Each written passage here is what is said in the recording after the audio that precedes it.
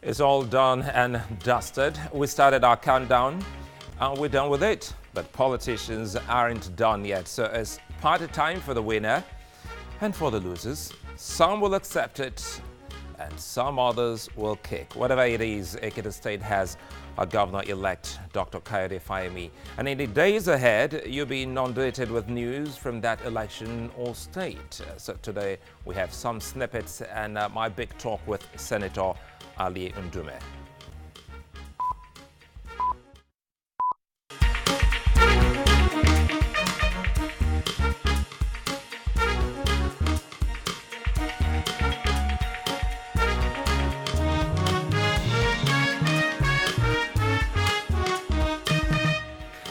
As Political Stew, I'm Sulaiman Leda. Welcome. Last Saturday was the governorship election of Ekiti State.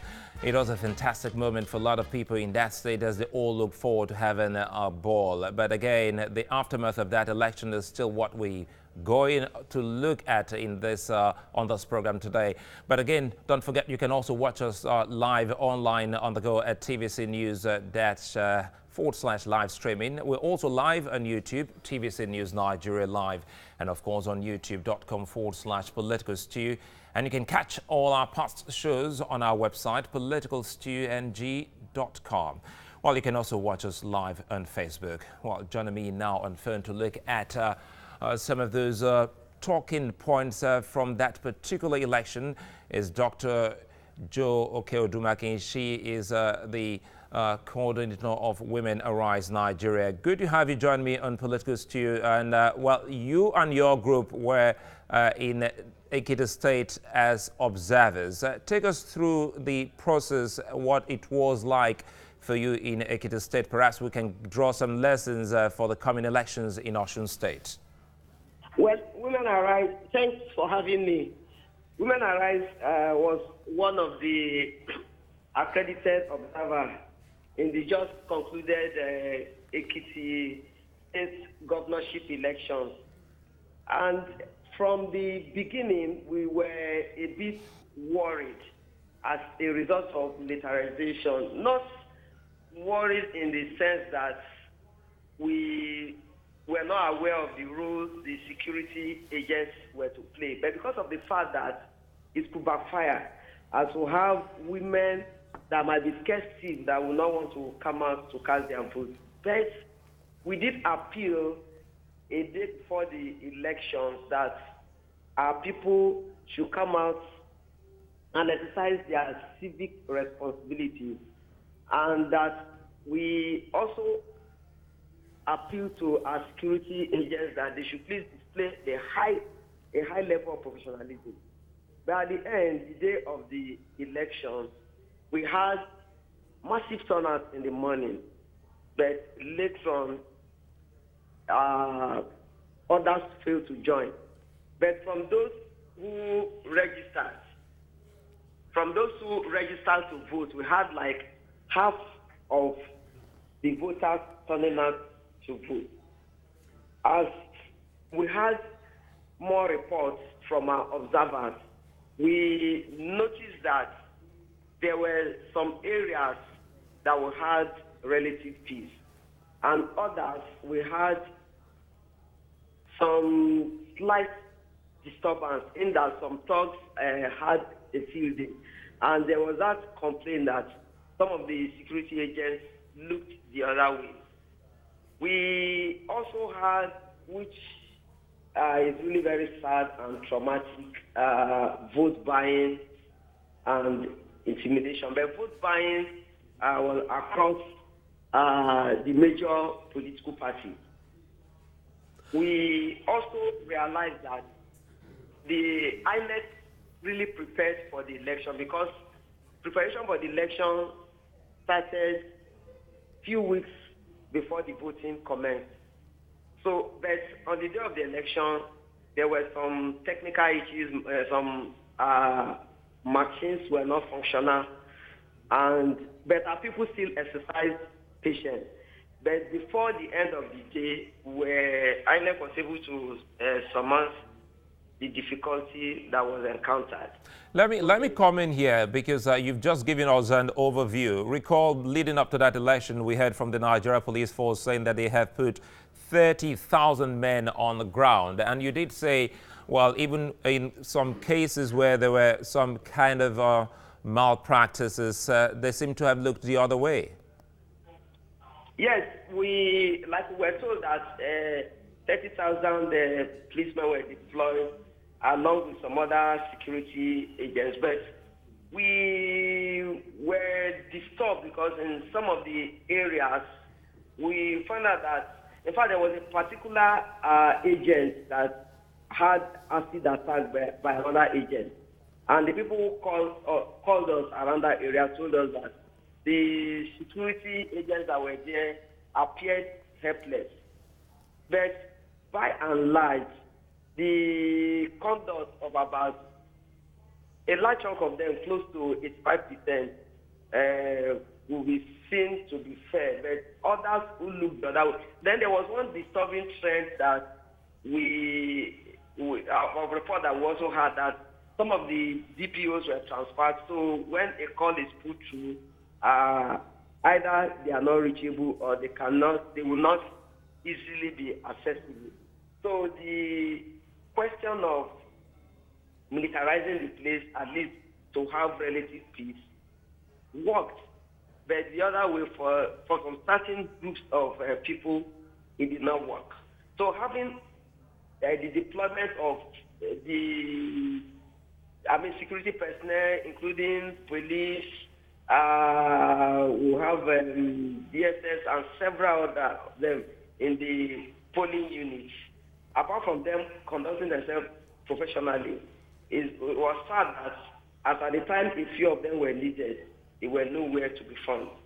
And then during the vote buying, it would have been good to apprehend some so as to serve as a deterrent, but only very few of them were apprehended. Up to this moment, we are yet to see some of them that were apprehended.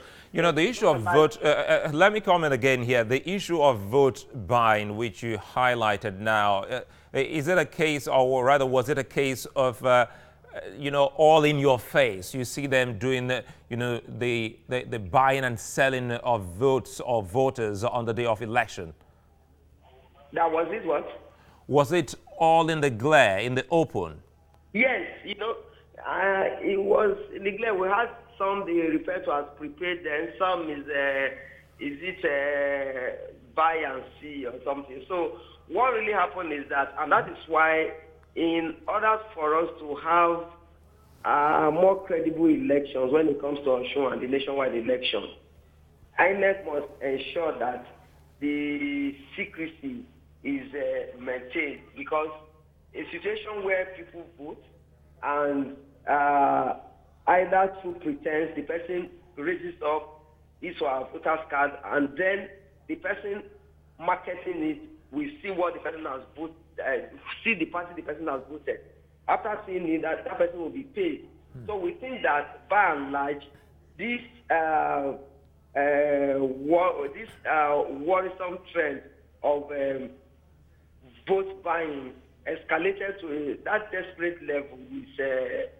We have some of the major political parties sharing blames, but this really poses a great danger, and that is why we want INEC to ensure that the secrecy of the vote is protected. We have the voters themselves also being protected, so that when people go and cast their votes, no one will be able to see who the candidate has voted, and then ensuring that the person is paid after voting. So I think it's a thing that has to be done by the voters themselves and by that institution in ensuring that the secrecy of the voter is protected. It will help a long way in discouraging those who want to come and market such votes. Do you think this that you're asking is too late in the day as we look towards the Osun election, which comes up in September? It's not too late, because honestly, vote buying is a major threat, and it makes us a laughing stock in the Community of Nations. So, Suleiman, one thing I've always said is that when we're talking about June 12th, Democracy Day, one thing I said was that the only befitting memorial we can give MK Abiola is to entrain that spirit of June 12th, which is free, fair, and credible election. So it's not too late for us to learn, because anyone that has been apprehended must be tried so as to serve as a deterrent. And I'm sure that with these bitter lessons that we've learned, that as we approach Osun, that all will be done in ensuring that this ugly trend is never repeated.